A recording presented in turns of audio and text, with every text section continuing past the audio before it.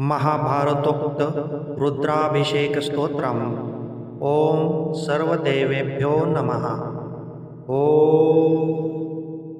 ॐ नमो भवाय शर्वाय रुद्राय वरदाय च पशूनां पतये नित्यमुग्राय च कपर्दिने महादेवाय भीमाय त्र्यंबकाय च शान्तये ईशानाय मखग्नाय नमोस्तवन्दकघातिने कुमारगुरवे तुभ्यं नीलग्रीवाय वेधसे पिनाकिने ईवशाय सत्याय विभवे सदा विलोहिताय धूम्राय व्याधायान पराजिते नित्यनीलेशखण्डाय शूलिने दिव्यचक्षुषे अन्त्रे गोप्त्रे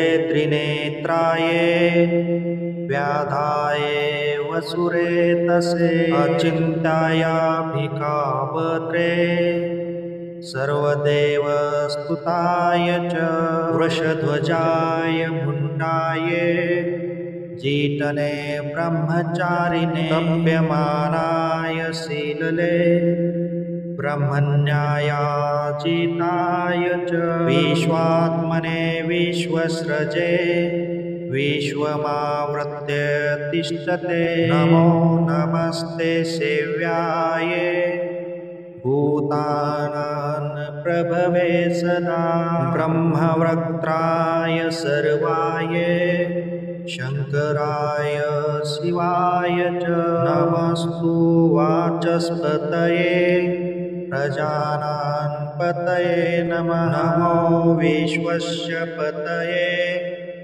महन्तां पतये नमः।